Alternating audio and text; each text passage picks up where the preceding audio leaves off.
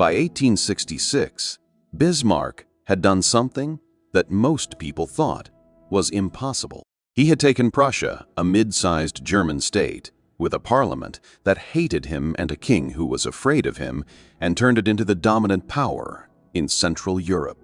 He had expelled Austria from the German Confederation without destroying them. He had secured Russia's neutrality, neutralized France, and won 2 wars in 4 years. He was 51 years old. He had 1 war left to fight. The problem with France was not that France was hostile. The problem was that France was watching. Napoleon III had told Bismarck he would not oppose Prussian expansion, but that was before Prussia had become this powerful. A unified Germany on France's eastern border was a different proposition than a collection of squabbling German states.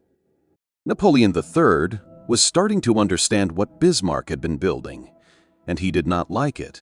Bismarck needed a war with France, but he needed France to start it. He waited. The opportunity came from Spain. In 1870, the Spanish throne was vacant. The Spanish government offered it to a Hohenzollern prince, a distant relative of the Prussian royal family. France immediately objected. A Hohenzollern on the Spanish throne would mean Prussia's allies on both sides of France. This was unacceptable. The Hohenzollern prince withdrew his candidacy. France should have stopped there. They had won. The threat was gone. Instead, the French ambassador went to King Wilhelm I at a spa in Bad Ems and demanded a formal guarantee that no Hohenzollern would ever claim the Spanish throne again. He wanted a permanent, public humiliation of Prussia.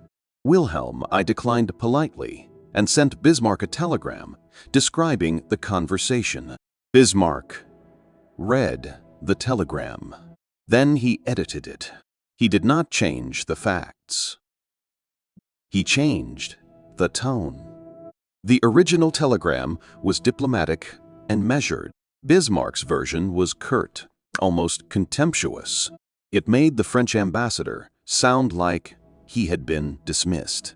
It made the king sound like he had refused to even discuss the matter. He released the edited version to the press.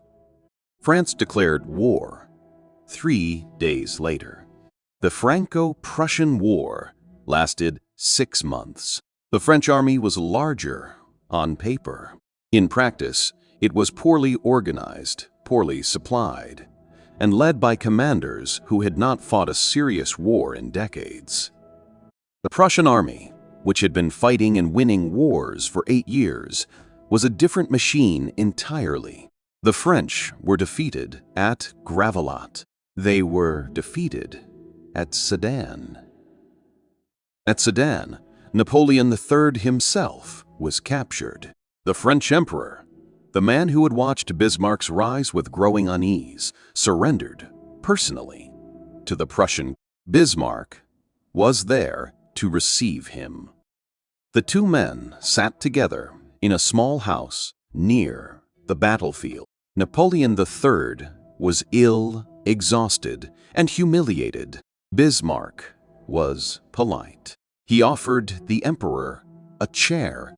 He did not gloat. He had gotten what he needed. There was no point in cruelty. Paris refused to surrender. The French government had fled to Bordeaux. A new republic had been declared. The city was surrounded by Prussian forces, but the Parisians held out for 4 months.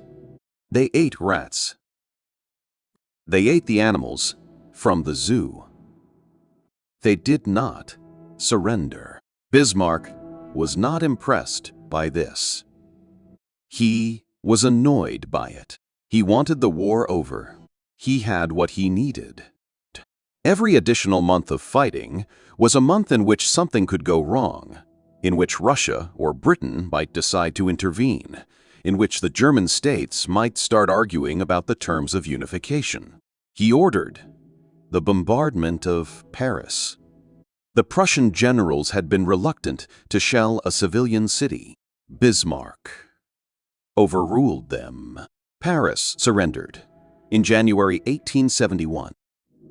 On the 18th of January, 1871, in the Hall of Mirrors at Versailles, the German Empire was the kings and princes of the German states stood in their uniforms.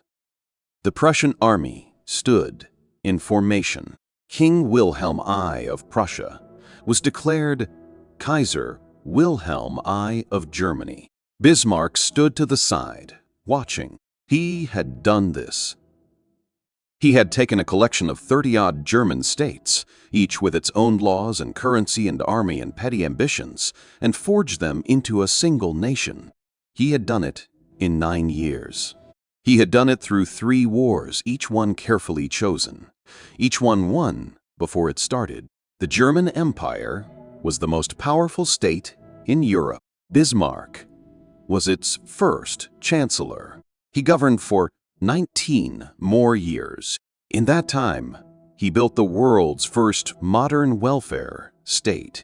He introduced health insurance, accident insurance, and old age pensions.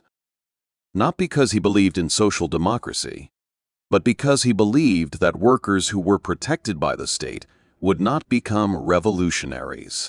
He was trying to take the wind out of the socialist movement's sails. It worked.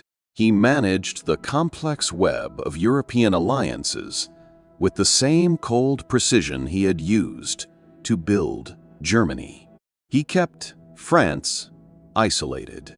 He kept Russia friendly. He kept Austria close enough to be useful and far enough to be harmless. He called his system the Concert of Europe, and for 20 years it held.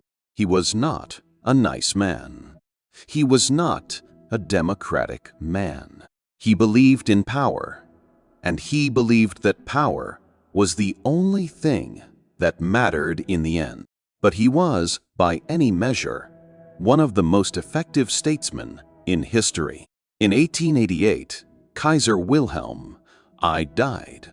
His son Friedrich III took the throne and died 99 days later. His grandson, Wilhelm II, became Kaiser at 29 years old. Wilhelm II was young, impulsive, and deeply resentful of the old man who had been running Germany since before he was born. He wanted to rule. He wanted to be the one making decisions. In 1890, he forced Bismarck to resign. Bismarck was 75 years old. He had been chancellor for 28 years.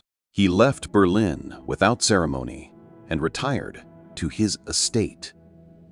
He spent the next 8 years watching Wilhelm II dismantle everything he had built.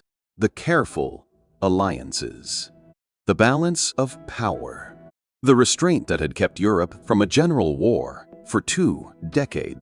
He died in 1898. 16 years later, the war he had spent his life preventing began. There is a famous story about Bismarck and a journalist late in his life.